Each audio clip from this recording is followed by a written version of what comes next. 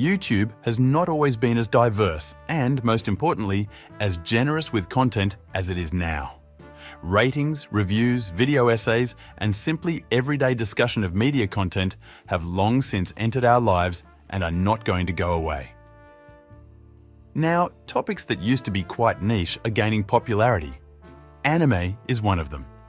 Initially, in 2006 to 2007, there were almost no channels dedicated to anime topics. One of the very first anime YouTubers who started this party was Mr. Anime aka Trey Sesler. This guy influenced the formation of many other bloggers old fags of this sphere, was, you could say, its pioneer. Today, we will talk not so much about anime, but about the history of the guy who promoted it to the masses on YouTube back in 2007. What is anime YouTube today? A huge number of channels around the world dedicated to anime reviews and analysis, channels dealing with the analysis of individual titles. Voiceover, channels dedicated to cosplay, work in the industry, directors and mangaka, otaku vlogs, anime games and manga. In 2006, anime channels on YouTube were not just nascent, but almost non-existent, limited to just a couple of well-known names. The very first anime YouTuber, at least in the West, is considered to be the Hard's Anime Reviews channel. Now the original channel does not exist, but all the videos of this guy, who started recording reviews back in 2006, can be found on his second channel, The Hard Mode. The second pillar of anime YouTube, which appeared after Hard, was the same Trey Sesler from the channel Lenscap Productions, known by the pseudonym Mr. Anime. And if the first one had just a camera set up in a bad angle, the second one even used intro in his videos, which was something unprecedented in those wild years. Really, that's all the technical innovations Mr. Anime was limited to. Well, unless you count the camera, which was operated manually. Back then, the anime videos on Sesler and the Hard Mode consisted solely of reviews. There were simply no other genres. On the former's channel, you could find reviews of such classics as Evangelion, Green, Inuyasha, Cowboy Bebop, Angel Links, and many others. But it didn't even start with anime. Trey, born in 1989, was originally a fan of movies, and when YouTube started gaining popularity, Sesler created a channel where he posted sketches and short comedy movies of his own making, where his parents and younger brother appeared in cameo roles.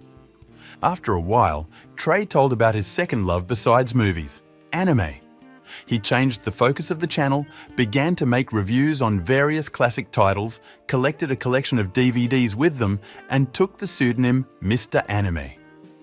For the next 5 years, he did various reviews of his favorite series, and from time to time continued to post sketches, conversational videos on other topics, as well as videos with weapons. It may sound stereotypical, but in a country where it is legalized to carry a gun, especially when it comes to Texas, like many of his fellow citizens, Trey had a lot of pistols, automatic rifles and shotguns, which every now and then flashed in his videos, both for the sake of review and for the sake of a joke. On top of that, in one of his videos, he condemned school shootings and said it was one of those things that could happen to anyone. After gaining quite a large audience of several thousand subscribers at the time and giving rise to many other channels dedicated to anime, the guns that Trey loved so much became his ticket to prison. In a 2012 video called Mr. Anime Has Something in Mind, he intriguingly reveals that he has a plan he wants to carry out, but will reveal the details later. To this day, it is not known for certain if this video is connected to further tragic events, but its mere existence, much less its title, makes the situation extremely creepy. In his most recently released video, he revealed that he had found himself a job. It was a full-time job, but he reassured subscribers that although there would be changes to the channel, he wouldn't abandon it. A week after he uploaded the last video, it was revealed that Trey had killed his entire family. This was revealed to the masses by another YouTube anime old fag, Gigguk, who knew Sesler through a brief correspondence after Trey recommended him in one of his videos, describing him as a cool, aspiring anime reviewer. Allegedly, Sesler and his younger brother were playing with guns and Mr. Anime accidentally shot him, after which he died. Shocked by what happened, Sesler came to the horrible decision to shoot his parents so they wouldn't feel grief for their youngest son's death. Unfortunately, this differs from the more violent and real version. If information from a documentary video from the Rainbot channel is to be believed, on March 20th, Sesler killed his mother by luring her into the garage. He shot her 4 times. His brother started screaming and complaining about the noise. Then Trey went back into the house and shot him in the stomach. The boy did not die on the spot. He ran to the bathtub where he tried to hide from his brother.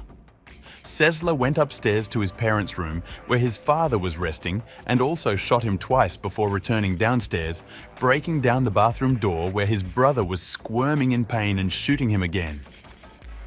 Unfortunately, the story didn't end there. When the police arrived at the house, they found no sign of Trey. On the walls, they found inscriptions where the blogger repented for what he had done and wrote that he didn't know why he did it, for he loved his parents and brother. Later that day, he was detained near one of the schools, where he came with a machine gun and 100 rounds of ammunition to arrange a shooting. However, he was unable to carry out his plan, for the murder of the family had greatly undermined Trey. As he himself said in the interrogation, everything was too real and horrible.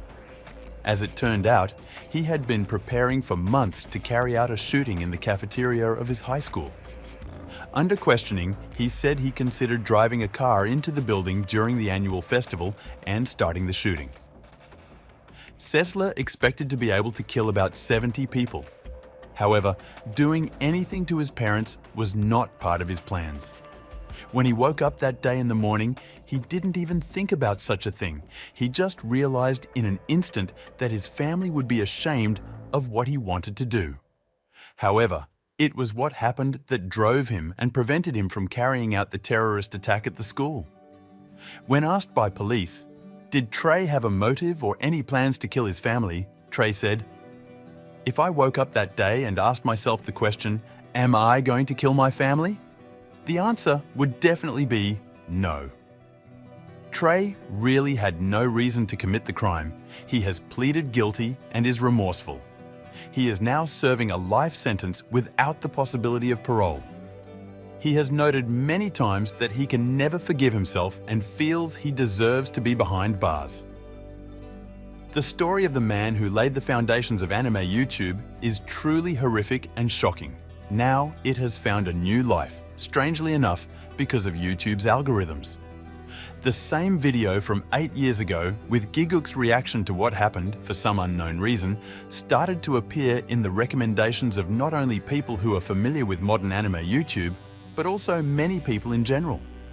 It's quite problematic to add anything or draw any sort of conclusion from this story. It's certainly a tragedy that, alas, is closely tied to both our beloved YouTube and Japanese media. I'd love to see a like and subscription from you. Thanks so much for watching. Good luck!